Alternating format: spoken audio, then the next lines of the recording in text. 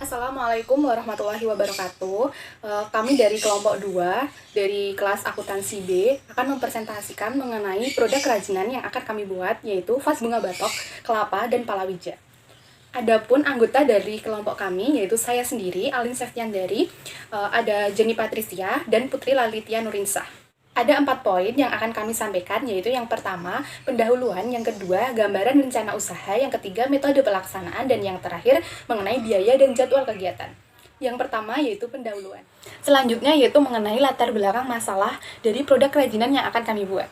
Jadi, kerajinan itu merupakan bagian dari seni rupa terapan yang dapat diartikan sebagai proses produksi yang melibatkan keterampilan manual dalam membuat suatu benda kebutuhan hidup, baik itu dalam tujuan fungsional maupun fungsi hias. Kerajinan biasanya terbuat dari barang-barang bekas maupun limbah, salah satunya yaitu batok kelapa. Seperti yang kita ketahui bahwa limbah batok di sekitar kita itu semakin harinya semakin meningkat. Pasti tentu akan lebih berdampak terhadap lingkungan. Lalu bagaimana caranya untuk mengatasi hal tersebut? Padahal saat ini hanya sebagian daerah saja yang bisa memanfaatkan atau mengolah limbah batok kelapa ini. Oleh karena itu, di sini kami memiliki sebuah kreativitas untuk meminimalisir bertambahnya limbah batok kelapa, yaitu dengan membuat sebuah kerajinan yang akan kami tuangkan dalam kerajinan vas bunga batok kelapa. Adapun filosofi dari nama produk kami, yaitu kami ambil dari bahasa Inggris, yaitu CAF penyingkatannya, yaitu penyingkatan dari Cocoa Art Flower yang artinya bunga seni kelapa. Ini maksudnya kerajinan seni kelapa atau vas bunga yang terbuat dari batok kelapa. Tujuan kami pemberian nama produk ini menggunakan bahasa Inggris karena juga biar mudah dimengerti oleh orang asing. Sedangkan pemberian nama palawija ini artinya yaitu vas bunga batok, kelapa, dan palawija. Yang lebih telepatnya penjelasan mengenai produk yang akan kami buat, seperti itu. Namun, kami hanya menggunakan limbah, walaupun di sini tertera palawija, tapi di sini kami hanya menggunakan limbah gitu. Karena tujuan kami yang utama dalam pembuatan produk ini untuk meminimalisir dampak negatif dari banyaknya limbah yang saat ini kurang adanya pemanfaatan limbah batok kelapa di daerah Gunung Kidul. Rumusan masalah. Di sini kami telah menyimpulkan 3 poin dari rumusan masalah, yaitu bagaimana masyarakat dapat tertarik dengan produk vas bunga dari batok kelapa. Yang kedua, bagaimana strategi pemasaran yang akan dilakukan untuk memperkenalkan produk vas bunga batok kelapa ini kepada masyarakat. Yang ketiga, bagaimana cara memanfaatkan limbah batok kelapa sehingga dapat dijadikan suatu usaha yang sangat menjanjikan. Tujuan. Jadi di sini kami memiliki beberapa tujuan, yaitu menjelaskan kelebihan dari vas bunga batok kelapa dan limbah palawija dengan keunikan dari batok kelapa sehingga mampu menarik daya beli konsumen. Yang kedua, menerapkan strategi pemasaran yang akan digunakan untuk memperkenalkan produk vas bunga dari batok kelapa ini kepada masyarakat. Yang ketiga, memberikan manfaat dari hasil olahan limbah batok kelapa dan palawija sehingga dapat menghasilkan profit yang banyak. Jadi dari kegiatan ini dapat menghasilkan yang pertama, vas bunga batok kelapa dengan limbah palawija yang unik dengan motif ukir pada batok kelapa dan mempunyai nilai seni tradisional yang diminati banyak masyarakat. Yang kedua, terrealisasinya produk olahan batok kelapa yang unggul, berkualitas, serta mempunyai nilai harga yang sudah mencapai target dari pemasaran. Yang ketiga, teroptimalkannya penggunaan limbah batok kelapa menjadi produk yang dapat menggantikan vas bunga dari bahan keramik yang telah ada di pasaran, dari bahan baku yang cukup sederhana dengan ciri khas produk Indonesia. Jadi ada beberapa manfaat dari olahan limbah batok kelapa ini. Yang pertama, dapat meningkatkan kreativitas masyarakat Indonesia dalam mengelola limbah-limbah kecil seperti batok kelapa, menjadikan hasil kerajinan dan karya seni yang lebih bernilai ekonomi, sehingga pada akhirnya juga dapat meningkatkan sumber daya masyarakat sekitar. Yang kedua, sebagai bahan perbandingan untuk lebih menghasilkan bentuk karya seni yang lebih berkualitas dengan menggunakan bahan yang lebih sederhana. Mendapatkan lingkungan yang bersih dan dari pemanfaatan limbah batok kelapa yang dapat memberikan nilai keindahan pada ruangan. Yang keempat, menambah wawasan kepada masyarakat mengenai limbah tempurung kelapa yang dapat dikembangkan sehingga memiliki nilai jual dan nilai guna yang lebih luas dan dapat menjadi pilihan untuk produk vas bunga. Mengenai kondisi umum lingkungan, Pohon kelapa sangat mudah ditemui di kepulauan Indonesia karena memiliki iklim tropis. Kebutuhan pada saat ini di Yogyakarta sangat besar karena banyak kuliner yang sebagian saat ini tidak menggunakan bahan dari kaca lagi. Misalkan piring yaitu sudah banyak yang menggunakan batok kelapa tapi tidak semua ya. Misalkan untuk batok kelapa itu jadikan mangkok, itu di kuliner soto, terus jadikan toko, gelas, dan lain sebagainya. Masyarakat Yogyakarta pada saat ini memang sebagian juga sudah memproduksi limbah batok ini, namun masih terdapat beberapa daerah yang kesulitan dalam pemanfaatan limbah batok ini, bahkan tidak dimanfaatkan sama sekali. Seperti di Padukuhan Kepusari, Desa Katongan, Kecamatan Lipar, Kabupaten Gunung Kidul, di sana itu memiliki potensi yang sangat tinggi ya dalam sektor perkebunan, misalkan seperti hasil kebun kelapa. Namun sayangnya masyarakat di sana itu masih kurang mengetahui bagaimana sih caranya pengolahan limbah batok kelapa ini. Padahal sebenarnya batok kelapa itu mempunyai nilai dan sangat berguna untuk dijadikan sebuah kerajinan. Dengan adanya program kreativitas ini yang akan kami lakukan, akan dapat memberikan dampak positif dengan meningkatkan kesadaran masyarakat, sehingga banyak orang-orang kreatif yang akan mendaur ulang limbah batok kelapa ini menjadi suatu barang yang mempunyai nilai seni, tentunya dalam sisi tradisional. Peluang pasar. Jadi pas bunga batok kelapa ini penjualannya dapat dilakukan secara langsung maupun tidak langsung, yaitu penjualan yang dititipkan ke toko-toko atau secara langsung dengan pemasaran di toko sendiri dan mengikuti beberapa pameran serta bazar. Pemasaran akan dilakukan dengan cara bekerja sama dengan pengrajin kerajinan Kota Yogyakarta yang telah berpengalaman dalam pemasaran produk-produk kerajinan, terutama pada produk kerajinan batok kelapa yang hanya terbuat dari bahan yang sederhana namun dapat menarik banyak minat pembeli atau konsumen karena keunikannya. Dengan karya-karya yang dihasilkan bersifat unik, maka para konsumen akan membelinya bahkan dengan permintaan yang cukup banyak, sehingga ini dapat menambah profit yang sangat menguntungkan. Potensi sumber daya. Limbah batok kelapa dan limbah kulit jagung di Yogyakarta sangat banyak bahkan di daerah lainnya. Di daerah Padukuhan yang terletak di Desa Sidoarjo, Kecamatan Tepus, Kabupaten Gunung Kidul, Provinsi Daerah Istimewa Yogyakarta dikenal sebagai daerah yang banyak ditanami oleh tanaman jagung. Hal ini terjadi karena kondisi lahan dan cuaca yang cocok untuk penanaman jagung. Limbah palawija biasanya akan meningkat drastis ketika saat musim panen. Analisis ekonomi usaha. Yang pertama ada strength. Jadi kekuatan dari kerajinan ini yaitu untuk meningkatkan usaha para petani kelapa dengan memberi kesadaran akan energi ramah lingkungan. Selanjutnya dengan menyediakan produk kerajinan dari batok kelapa dengan bahan baku yang mudah didapat. Selanjutnya ada kelemahan. Adapun kelemahan dari kerajinan ini yaitu batok kelapa ini mudah pecah karena memang terbuat dari bahan yang sangat keras, sehingga di sini kami perlu berhati-hati dalam setiap proses pembuatannya, baik itu dalam mengukir, menghaluskan, atau dalam proses produksi selanjutnya. Yaitu vas bunga ini hanya terbuat dari bahan yang sederhana dan mudah untuk didapatkan.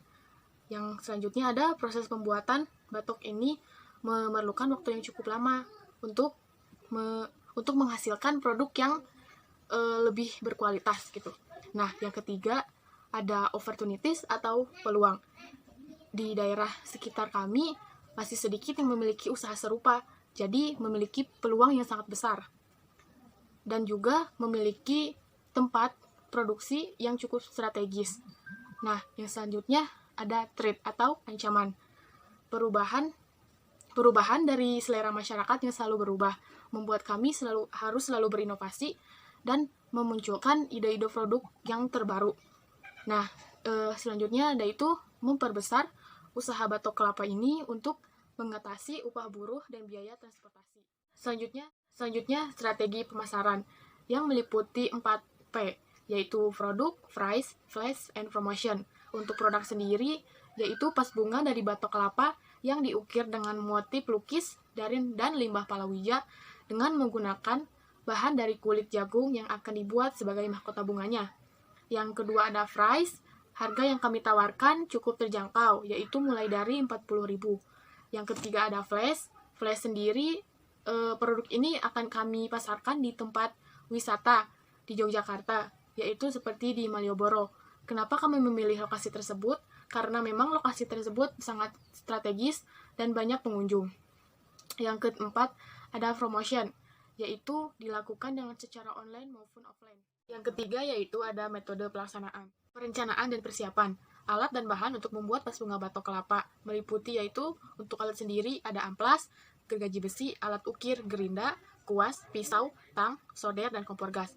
Nah, sedangkan untuk bahan sendiri yaitu ada batok kelapa, kulit yang terdiri dari 3 jenis, ada kulit jagung, kulit kacang, dan kulit bawang. Selanjutnya ada kawat sedang, kawat halus, pewarna makanan, benang, lem perekat, cat atau plistur, dan juga Mengenai pelaksanaan dan operasi. Lokasi pembuatan kerajinan vas bunga batok Pelawija berada di Kabupaten Gunung Kidul. Namun, untuk pemasarannya kami memilih untuk berada di wilayah Malioboro, Yogyakarta. Adapun proses produksi dari vas bunga batok yaitu ada 5 tahap. Yang pertama pembersihan, yang kedua pembentukan, yang ketiga ada pengamplasan, lalu ada pengukiran, yang terakhir ada pembelituran. Yang pertama yaitu membersihkan batok kelapa dari serabutnya terlebih dahulu. Kedua, belah batok kelapa sesuai bentuk dan ukuran yang akan dibuat. Tahap ketiga, kemudian menghaluskan permukaan batok kelapa dengan menggunakan gerinda yang udah dilapisi dengan amplas. Yang keempat, melakukan tahap pengukiran atau motif lukis terhadap batok kelapa sesuai dengan ide kreatif yang akan dibuat. Yang tahap terakhir yaitu pembelituran. Gabungkan batok kelapa dengan lem kayu, kemudian pelitur batok kelapa yang sudah diukir atau yang sudah dimotif lukis gitu, dan dibentuk menjadi vas bunga. Selanjutnya yaitu proses produksi dari mahkota bunga limbah palawija, yaitu meliputi 4 tahap. Yang pertama pewarnaan, yang kedua ada pengeringan, yang ketiga ada pembentukan, yang keempat finishing. Yang pertama, didihkan air yang sudah diberi pewarna makanan, lalu masukkan kulit jagung dan kulit bawang hingga warnanya itu meresap. Nah, untuk kulit kacangnya ini sendiri langsung diwarnai dengan cat gitu. Terus yang tahap kedua, melakukan pengeringan pada kulit palawija ini. Biasanya dilakukan sekitar 1-2 hari. Terus tahap ketiga yaitu pembentukan. Nah, ini pembentukan itu bermacam-macam sebenarnya sesuai dengan bunga apa yang akan kita buat seperti itu. Yang pertama, gunting kulit jagung dengan panjang 8 cm, lalu lebarnya 2 cm, lalu buat sebanyak 5 helai untuk mahkota bunga, dan daunnya ukuran dan jumlah ini tergantung bentuk yang akan dibuat ya, karena di sini kami sebagai contoh akan membuat untuk buat bunga mawar seperti itu. Jadi bisa menggunakan langkah-langkah seperti ini. Selanjutnya potong kawat dengan ukuran sedang sepanjang lebih kurang 25 cm dan dilapisi dengan pita. Selanjutnya yaitu ada menambahkan putik bunga di bagian ujung kawat itu dengan cara mengambil sehelai tipis pada kulit jagung, lalu digulung kulit jagungnya, terus mengambil 5 helai dan susun melingkar secara bertumpuk. Nah, itu bisa dijahit atau dilem agar bisa merekat. Yang terakhir yaitu finishing, letakkan rangkaian bunga tersebut dalam vas bunga batok yang sudah disiapkan, lalu melakukan pengemasan. Ada anggaran biaya dengan 4 jenis pengeluaran. Yang pertama ada peralatan penunjang dengan total 7 juta rupiah. Yang kedua ada bahan habis pakai dengan total 1.210.000 rupiah. Yang ketiga ada biaya perjalanan meliputi pengeluaran untuk transportasi lokal sebesar 140.000 rupiah, pembiayaan bensin sebesar 350.000 rupiah, dan biaya konsumsi dalam pengangkutan barang dari tempat produksi ke tempat pemasaran dengan jumlah 490.000 rupiah. Yang keempat ada biaya lain-lain meliputi administrasi dan P3K dengan jumlah 250.000 rupiah. Jadi total untuk semua jenis pengeluaran di anggaran biaya meliputi 8.950.000 rupiah. Selanjutnya ada jadwal kegiatan, yaitu dengan beberapa jenis kegiatan seperti penulisan proposal dilakukan di bulan pertama dengan penanggung jawab Alin Septiandari, Jenny Patricia, dan Putri Litya Nurinsyah. Yang kedua ada perencanaan konsep dilakukan di bulan kedua dengan penanggung jawab Alin Septiandari. Selanjutnya ada penerapan strategi pemasaran atau media promosi dilakukan di bulan kedua dan ketiga dengan penanggung jawab Alin Septiandari. Yang selanjutnya ada pembelian peralatan, perlengkapan, dan bahan baku dilakukan pada bulan ketiga dan keempat dengan penanggung jawab Jenny Patricia. Yang selanjutnya ada pembuatan produk dilakukan di bulan keempat dan kelima dengan penanggung jawab Jenny Patricia. Dan pada bulan keempat dan kelima juga dilakukan kegiatan pemasaran dengan penanggung jawab Putra Litya Nur Insyah. Dan yang terakhir ada evaluasi program dan pembuatan laporan akhir dengan penanggung jawab Putra Litya Nur Insyah. Selanjutnya ada anggaran kegiatan dengan beberapa jenis pengeluaran, yaitu yang pertama ada perlengkapan yang diperlukan seperti gergaji besi, amplas, gerinda, pisau, solder, kuas, alat ukir, kompor gas, dan tang. Dengan semua subtotalnya ada 7 juta rupiah. Yang kedua ada bahan habis pakai, yaitu ada batok kelapa, kulit jagung, kulit kacang atau kulit bawang putih, kawat sedang, kawat halus, cat atau plistur, lem tembak, pewarna makanan, benang, dan pita. Dengan subtotal semuanya ada Rp1.210.000. Yang ketiga ada biaya perjalanan meliputi transport lokal dan biaya konsumsi dengan jumlah Rp490.000.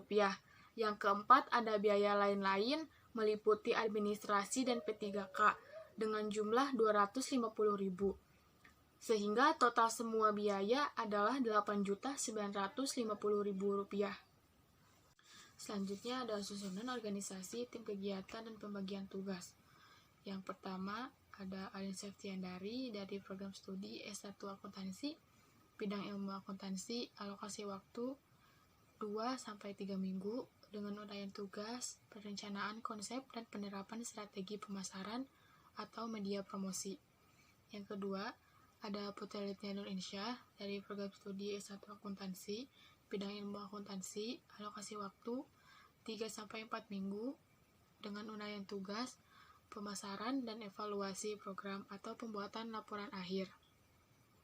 Yang ketiga ada Jenny Patricia dari program studi S1 Akuntansi, bidang ilmu akuntansi, alokasi waktu setiap minggu atau 3-4 minggu dengan uraian tugas, pembuatan produk, dan pencarian bahan baku. Sekian presentasi dari kelompok kami. Mohon maaf bila ada kesalahan. Wabillahi taufiq wal hidayah. Wassalamualaikum warahmatullahi wabarakatuh.